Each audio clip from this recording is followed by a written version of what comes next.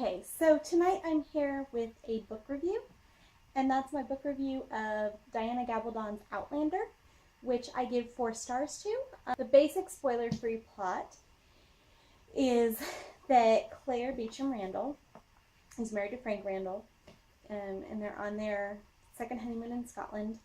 After the war separated them, she was a nurse, and he was out doing his thing as well. And so they've been married for quite some time. They've had no children, and they want kids, but they've been apart too much, and they're just, going to settle down and start a family, and he's going to go back to being a history professor and all of those good things. And while they're there, he's in Scotland on their second honeymoon. He's researching his ancestor, Black Jack Randall, and she's just kind of hanging out. And then she finds these standing stones that are similar to Stonehenge, and it turns out they're a portal to the past, and she goes back into the 1740s, where in order to evade capture from the English, she is an Englishwoman herself, but Black Jack Randall doesn't really want to do such nice things to her, and so she ends up having to marry a Scottish man there named Jamie Fraser, and there's this big epic, I think the author's working on the 9th book now, love story of Claire and Jamie. And so the next part is going to get a little spoilery and talk about opinion and things like that. Now, overall, I give this book 4 stars. I love the writing. I love the fast pace. I love how it's kind of this mixture of genres. There's historical, there's romance, there's the paranormal with the time travel element. There's history, there's military history, there's just all kinds of good stuff in here. And as the series goes on, they go to more and more new places, and it's just kind of just this big arcing book and story. It's epic. My issues with it kind of center around the Claire-Jamie pairing. It's not my favorite pairing. I know a lot of people have talked about Jamie being the hottest guy in all of literature and all those things. He's a good person. I like him a lot as a person. He's not my type as a romantic lead. I like a more clean-cut guy, I guess. And though he's educated for his time, I don't know,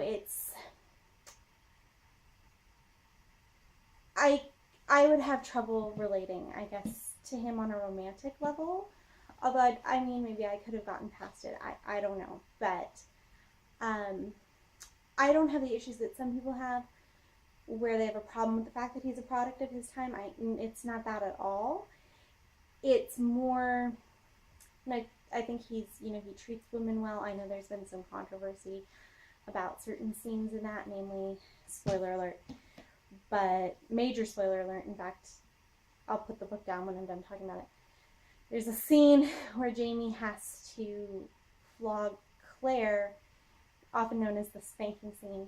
He has to physically discipline his wife, partly because if he doesn't do it, the leader of the clan will, after she's put everyone in danger and didn't stay put when she was supposed to. And a lot of people had a lot of problems with that. To me, it's a product of the time. It was either him or the clan leader, and if the clan leader did it, it was going to be a lot worse. I didn't think less of him for that. And in fact, it's not that I necessarily think less of him. It's that, just every now and then things come up where, even though he spent time in the court of France, maybe because he was raised more rural, he's not as cultured as I would find attractive in some ways, although he is a very, very good person fundamentally, so I have a hard time saying that. I also have difficulty with the fact that marriage is till death do us part, not till time travel do us part.